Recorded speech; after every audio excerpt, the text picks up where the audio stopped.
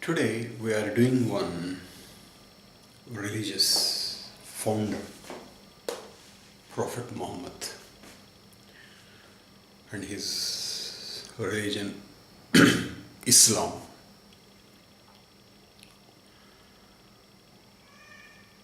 We know that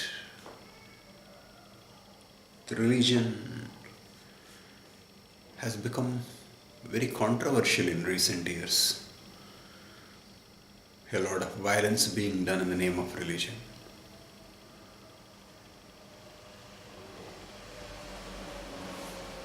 So let us see, without getting into the contemporary issues,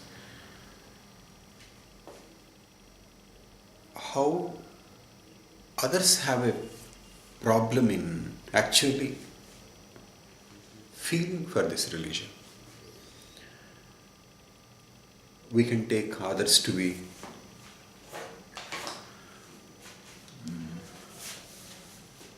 Hindus,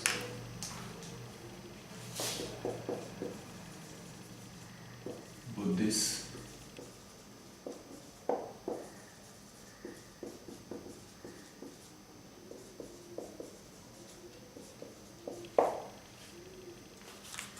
versus Islam.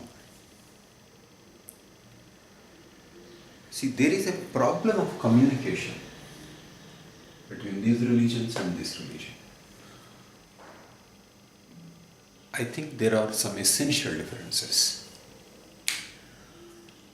Number one, this religion came from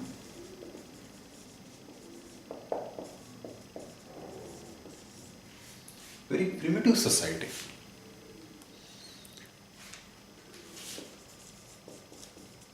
Prophet Muhammad was born in Mecca, and Makkah was in a desert area. It's not a big city. It is a small place. It is on the trade route to Syria. And when the main trade route was disrupted, a new trade route was formed via Makkah, and that contributed to the popularity of Makkah. There is one small shrine like Kaaba in Makkah, and there are many gods. There are many gods. There is a tribal society, clans. So it's a clan warfare, blood feud, revenge, and if one member of the clan is killed, that any member of the other clan can be killed. There is no judiciary, there is no court, there is no centralized state. It is a primitive society, unlike the Roman Empire, unlike great Hindu civilizations. So, the social base or technological base of Islam is very primitive and tribal. So that itself leads to the gap in terms of philosophy, in terms of refinement, in terms of many other things.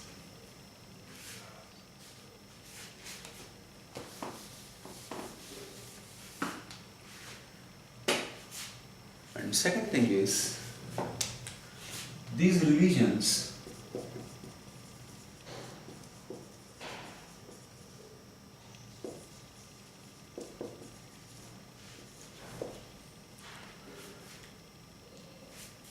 take particularly be it Buddhism or Christians. The founders, be it Buddha or Christ, gave some very high-end message.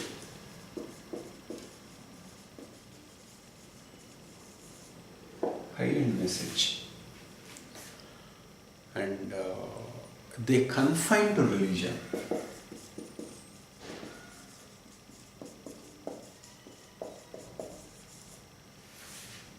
beat Buddha and Jesus. One, Christ said he didn't have anything to do with politics, and Buddha left his family, and he renounced the kingdom.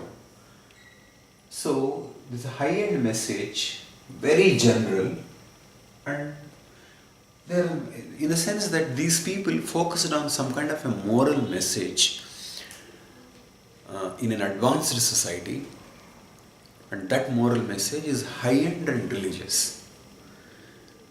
They were specialists, but then Prophet Muhammad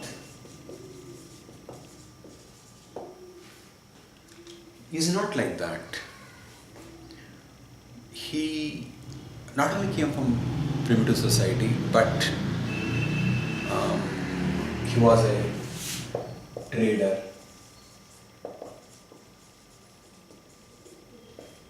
warrior, okay, and then preacher, a family man.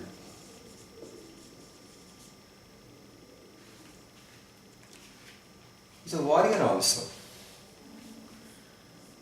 So, and then that was a simple society, primitive society. So it means Prophet Muhammad was not like a specialist. He didn't confront the high-end message. He told us so many things about life, from simple to complex things, from managing family to religious things like heaven, hell. So, is complete prophet. Complete prophet. These are complete. So he had to fight, he had to strategy, he had to give strategy in war, he had to make laws, he had to do many other things. So in Islam, religion, politics and society, religion, politics, society, and here, and war, and violence as the means.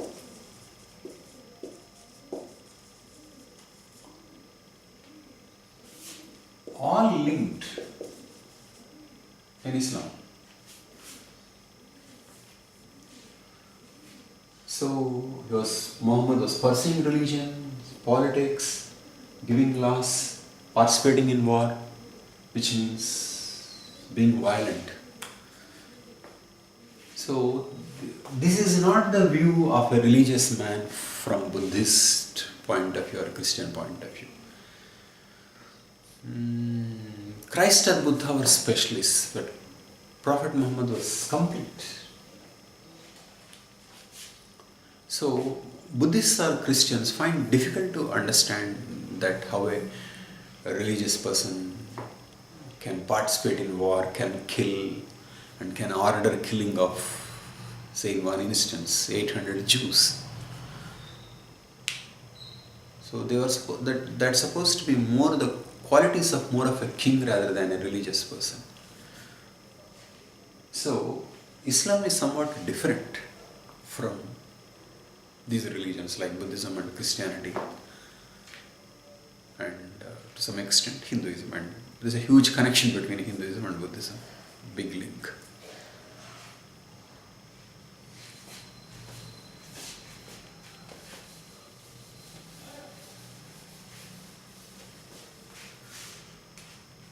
So coming to the story of Muhammad, he was born in Mecca, and his father died before and mother died soon after. He was brought up by his uncle, Abu Talib. He's a very important figure in Islamic history. And he learned things of life from his participation in trade.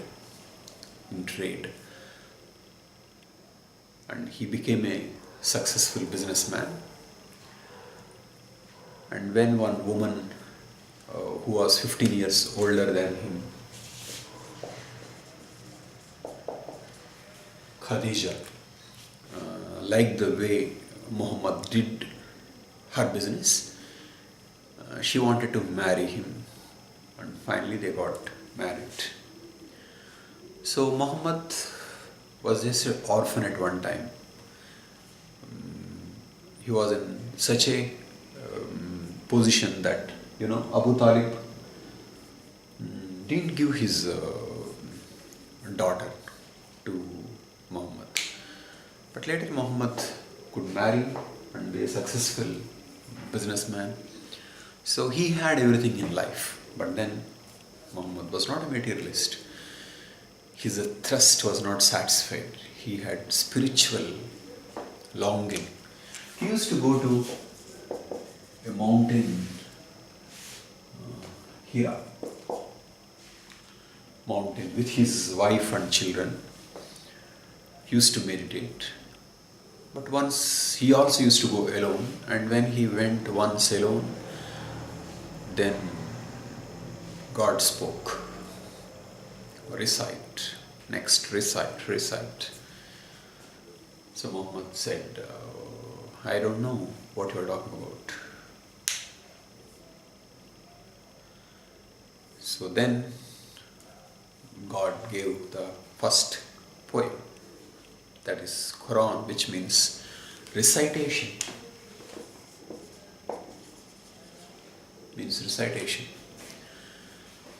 So first Muhammad couldn't believe what was happening to him, but with consultation with others, he got convinced that God himself spoke to him.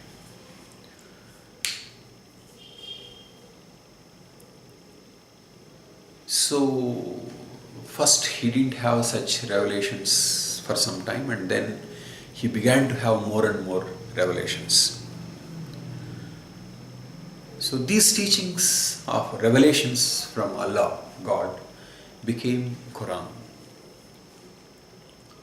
See, the context of Makkah was that in Kaaba, so many gods were being worshipped. The tribal people were worshipping so many gods. And the religion was very primitive. And gods were primitive, the moral code was primitive. And Muhammad thought that he got higher purpose, higher moral code from God. And he should teach that code to others. But when he has to teach that higher code, then he has to say that God talked to him. And to say that God talked to him, first of all, and talked only to him, he should say first there is only one God. And that he was the only messenger. Remember, at that time there were so many gods people were worshipping, and each god has his own moral code. Remember, gods are associated with certain moral and ethical codes. So Muhammad had to say, to teach morality, that there is no God but Allah. There is no God but God. There is no God but Allah. Okay. And Prophet Muhammad is the messenger. Muhammad is the messenger. And what is the message? The message.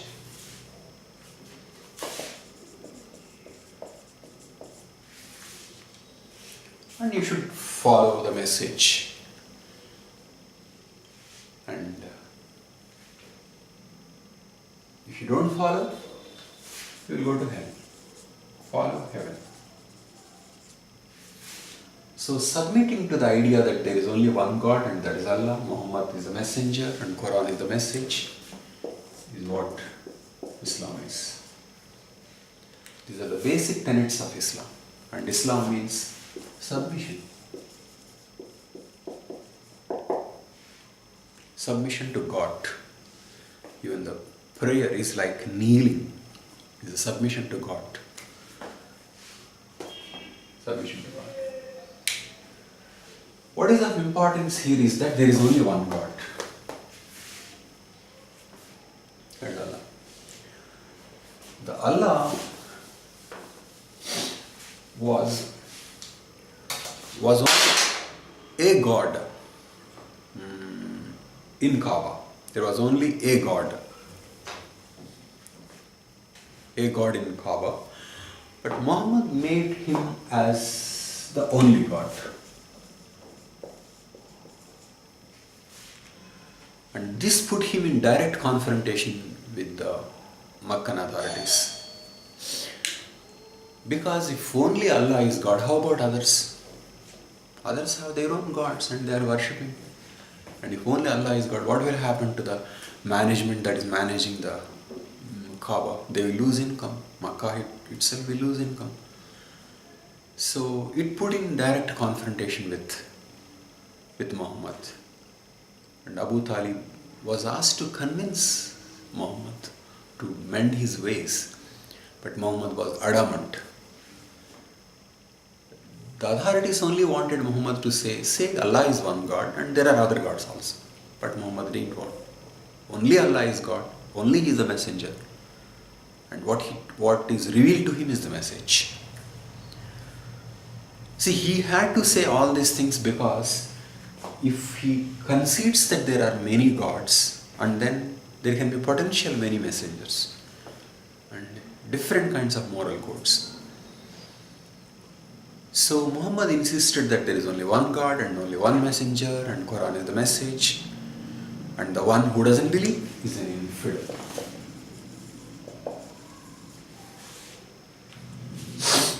Abused word now.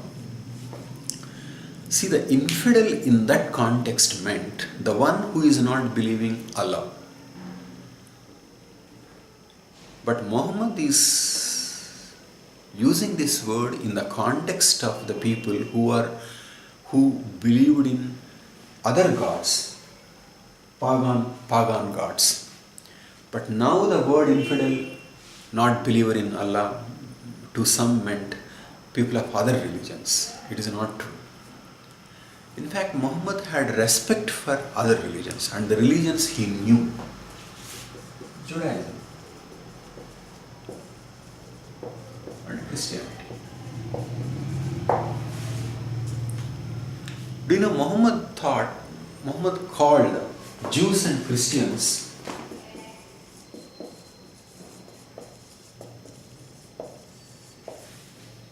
as people of the book. He didn't call them infidels. Christians were given a book and Jews were given a book. Christ was a prophet and many prophets including Moses were prophets, and there were 124,000 prophets before Muhammad, he said. So it is wrong to say that Muhammad thought that only he was the prophet, only Islam was the religion, and only Allah that he was referring to was God. I mean, in the sense that Allah is the name given to the God. It doesn't mean Allah is God of Muslims. There is only one God. There are different names. Okay. So Jesus' idea was that, Muhammad's idea was that there was one God and he called that God Allah. It doesn't mean that Allah is a God for Muslims and whoever doesn't believe in Allah is an infidel. It's just not like that. So it is in the context of paganism Muhammad gave his basic teachings. And otherwise Muhammad thought he is in the long line of prophets running into this number. So he thought he was equal to Jesus and Moses and other prophets. And he was bringing divine message. to the people nearer to him. That's all. So that was his image of himself. Just one of the prophets.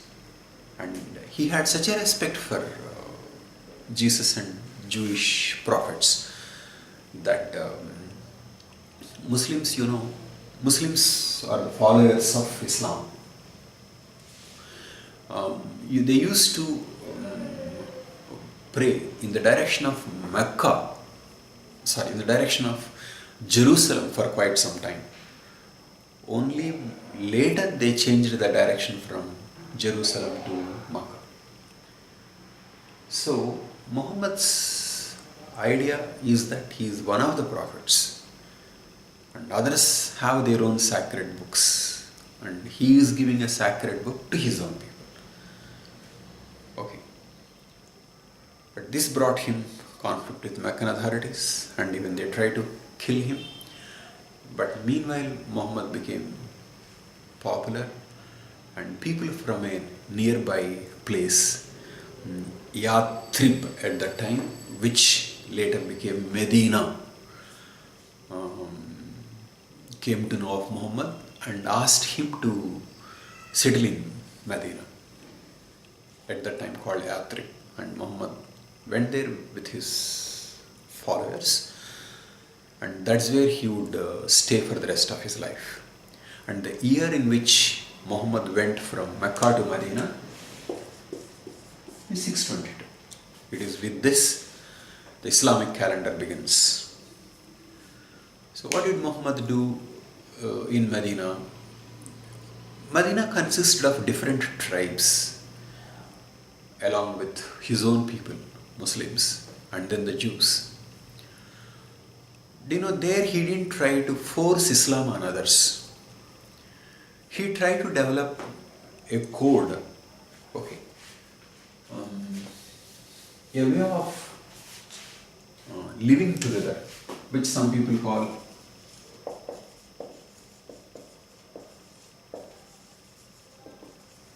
Constitution of Medina. Various tribal laws, ways of living together, way to get along with different communities. Muhammad was not trying to force others to become Muslims. He was like a guide, a counselor, and a mosque. That was a place not just for Muslims, but for anyone to come and discuss, chat. And Muhammad was there to advise. So that was a kind of life. And after he came to Medina, Meccan authorities did not want to forgive him. So there were battles between Muhammad and Meccans. There were 3 such battles: 624, 625, 627. Okay. In 624 only 1,000 Meccan's army, 625 3,000, and 627 10,000. These battles point out that this Muhammad won, this is stalemate, and this Muhammad could defend himself. So these battles were there in which the rival army was many times more and Muhammad's army was small, and yet Muhammad's army could defend itself and fight back. So in fact, Muhammad's prowess in war and his success and ability to defend himself against a much huge army to Muslims proved that he was indeed a prophet. See, war success as a proof of prophet, like miracles to Jesus. Okay, so a war was like a jihad, a fight and a holy war, and God was on their side, and so they would win. And Muhammad was the commander, a man of God. And so the religion, politics, war, all merged. And much later, Muslims would take this forward, and they would have the confidence that they would win the war, and because God was on their side. So this is a war. And there were Jews. At one time, Muhammad was praying only in the direction of Jerusalem, but later he became more independent, and he was praying in the direction of the direction of prayer is called Qibla, and he started praying in the direction of Mecca. So that is definitely one way of showing independence. And this and probably other things contributed to rift between Jews and Muhammad. And Muhammad feared that Jews were not cooperating with Muhammad in his battle with the Meccans. And some Jewish tribes were banished, but those that are banished sided with the rivals by 627. And 627 was 10,000 rival army came, and Muhammad got a trench dug to protect Medina. Medina otherwise on the other side was protected by hill. So the rival army did not know how to cross the trench, and they waited for many days and left. So that shows that he was good at war planning and strategy. But he feared that Jews inside might rebel, and the whole war would be lost. And so after the third war, he asked others to arbitrate on what should be done to Jews, and they said all male Jews should be beheaded and women and children should be enslaved. So in that way 800 Jews were beheaded. So what all this shows about Muhammad is more like a king. He's a planner, a war strategist. Okay, maintaining internal security, dealing with dissidents. Okay, but at the same time saying that these are the things God has been revealing to me consistently, and so you should listen to them. You should listen to him. So as a religion, politics, and day-to-day life, all mixed up. And Muhammad wanted to finally have control over Makkah. Then with a huge army he marches towards Makkah. In 1 year he signs a treaty, and then finally Makkans yield to Muhammad's advances, because not only that, enough number of people in Makkah became Muslims and they were convinced of Muhammad's divinity and or divine link, but also that Muhammad went with much larger army. And then finally, when he went, what he did was he didn't kill anyone. He didn't kill non-Muslims. What he did was to enter Kaaba and to demolish all other gods. Okay, all various gods. And then it was in 631, he makes a farewell speech and dies in 632 in Medina.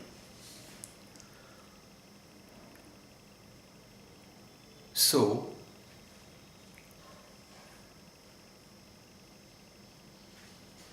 whatever the things that you hear of, some kind of intolerance, like infidels, is done in the context of the people worshipping pagan gods, and not not with reference to Jews or Christians. And if you killed Jews, it is in a political sense, and not because they were religious differences, not because they were not following Islam. Then how about this Sharia? See, Sharia means the way to know God, and Muhammad had to develop various principles of law and justice. For that, he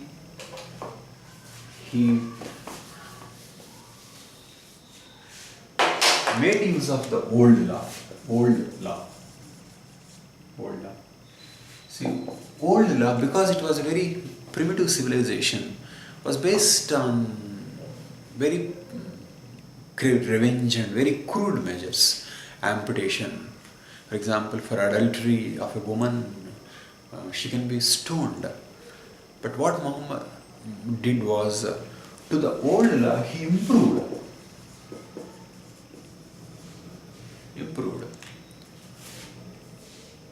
Okay.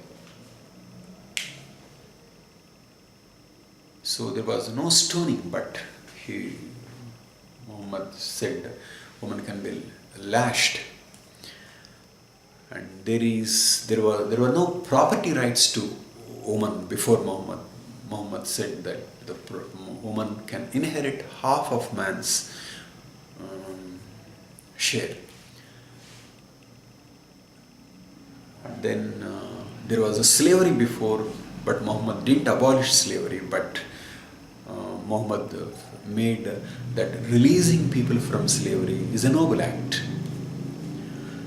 So what we can say is that compared to the old, Muhammad improved things. But unfortunately, even with all this improvement, compared to the modern civilization, this is definitely primitive. The so-called Sharia comes from old laws and hadiths. Hadiths deal with the actions and sayings of Muhammad as reported by others. They are not part of Quran. And old laws. So given the primitive society, all put together is really primitive. But then all these things were codified and made a kind of a sacred literature, and with no questions. It was all prayer and without any questions. So, primitive society and religion, politics, violence linked, and primitive laws, and all of them came as a kind of a rigid force. Probably good in the primitive context, and probably helped to give Muslims confidence and to set up empires. But when they came to interaction with the modern world,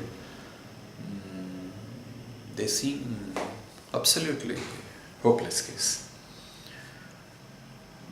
Because modern world is far more advanced. In Western society is not Christian society. Jesus' Bible was questioned, and first many things happened in Christianity, from Copernicus, Galileo, Newton, Freud and Darwin. So Christianity was changed so much that it is a Western civilization. Now it's no longer a Christian civilization. So much of modernization took place. But if somebody wants to follow the Sharia law and go by Quran and interact with the modern world, that seems very primitive. And so Islam seems to have got a serious problem in interacting with the outside world. But if you take person of Muhammad, definitely he's an extraordinary person. He's a leader, and he's an innovator. He's an innovator. See, he's doing everything on his own, founding religion, founding communities, devising laws, very innovative. But then instead of saying that others also should innovate, he froze that innovation by saying that there were many prophets, but he was the last prophet. So to say that there won't be any more innovation. So it became like the last word, which a kind of a closed. But of course, Islam did not confine to what Muhammad said. It picked up many new trends like Sufism. But definitely by saying that he was the last prophet and by including so many details as a part of Quran, and Muslims giving so much importance to hadiths, and of course they debate whether a particular thing is the right hadith or the wrong, or the velocity of the hadith. But all this contributed to the rigidity and primitiveness. And I think a lot has to change in Islam if it has to come to terms with the modern world.